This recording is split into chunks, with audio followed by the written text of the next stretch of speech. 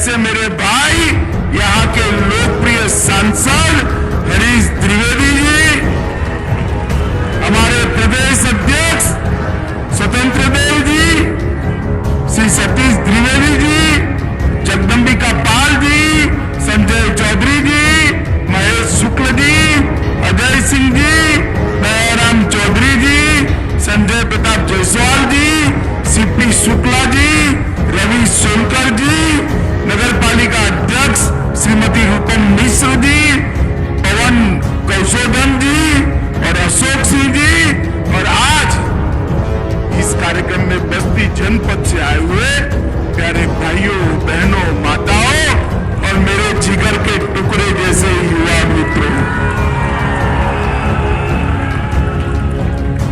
कोई बहुत समय नहीं है, मैं ज्यादा बोलना नहीं चाहता। मैं 2016 में यहां आया था, यहां पर बूथ सम्मेलन था और कहा था कि आप यहां पर एक पूर्ण बहुमत की सरकार बनाकर दीजिए, हम उत्तर प्रदेश के अंदर परिवर्तन करेंगे। और मैं आपको बहुत बहुत धन्यवाद देता हूं कि आपने 300 से ज्यादा सीटें देकर भारतीय जनता पार्टी की सरकार बनाई। और आज उत्तर प्रदेश के अंदर एक अनेक प्रकार के परिवर्तन एक साथ दिख रहे। एक और 200 करोड़ की योजनाओं का लोकार्पण हो रहा है और दूसरी ओर बस्ती के हर युवा को जोड़ने वाला खेल महाकुंभ भाई हरीश भाई, हमारे प्रिय सांसद, लेकर आगे बढ़े। मैं अभी स्टेडियम में जाकर आया, वहां सारे खिलाड़ी बच्चे, अरे सुनो भाई, सुनो, बैठ जाओ, बैठ जाओ, सब लोग बैठ जाओ, बैठ जाओ। सारे ये टीवी वाले भाई, आप ईश्वर कर दो तो वो ज्यादा नारे नहीं लगाए, आप मेरी ओर कर दो, जैक्स वाले भाई, ठीक है। अब मित्रों, मैंने सारे खिलाड़ियों को कहा कि हमारे देश के प्रधानमंत्री मोदी जी ने सभी सांसदों को खेल महाकुंभ करने के लिए कहा है। मैं भी एक सांसद हूं, मगर मैं आज आप सबके सामने सार्वजनिक रूप से पूरा यूपी देख रहा है, मैं स्वीकार करता हूं कि हरीश द्विवेदी जैसा मैं खेल महाकुंभ नहीं कर सकता जो हरीश भाई। एक सांसद लगन से जब जनप्रतिनिधि बनता है, जनता की समस्याओं को अपना बनाता है, जनता के, युवाओं के, महिलाओं के, गरीबों के, दलितों के, पिछड़ों के विकास को अपना लक्ष्य बनाता है, तभी जाकर इस प्रकार के कार्यक्रमों का आयोजन होता है। इसलिए मैं हरीश भाई को बहुत बहुत साधुवाद देना चाहता हूं। मित्रों, अब चुनाव सर पर आया है और चुनाव सर पर है तब मैं कहने आया हूं, आप मुझे बताओ भाई कि योगी जी के मुख्यमंत्री बनने के बाद पूरे पूर्वांचल में कहीं माफिया दिखाई पड़ता है क्या?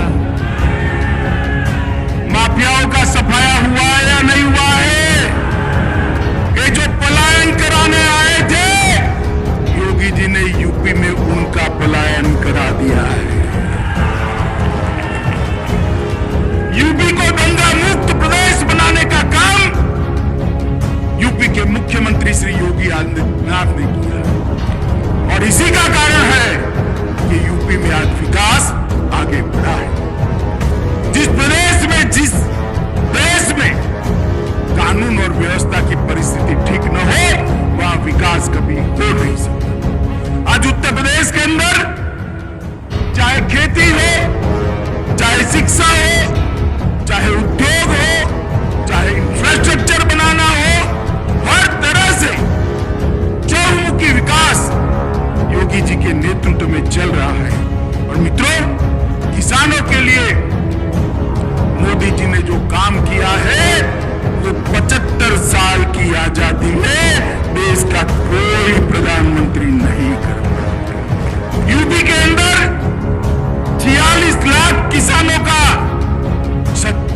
30,000 करोड़ का ऋण माफ करने का काम यूपी सरकार ने किया। 435 लाख मैट्रिक टन धान और गेहूं और 80,000 करोड़ के धान और गेहूं खरीदने का काम ये भारतीय जनता पार्टी की योगी सरकार ने किया है। प्रधानमंत्री किसान निधि योजना में 2,53,00,000 किसानों को 98,000 2,53,98,000 किसानों को 37,000 करोड़ रुपया सीधा बैंक अकाउंट में भेजने का काम किया। 45 कृषि मंडियों को टैक्स फ्री किया है। 27 मंडियों को कंप्यूटर से जुड़ा है और इस शुगर कैन का कटोरा बनाने वाले, गन्ने का कटोरा बनाने वाले प्रदेश में नई शुगर मिल भी चालू करने की प्रक्रिया योगी जी ने कर दी थी। एक जमाना था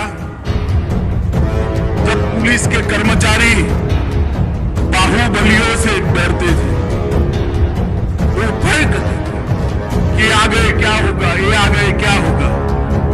मगर आज पुलिस को देखकर बाहुबली गले में पट्टी बनाकर निकलते हैं, हम शरण में आते हैं, गोली मत चला।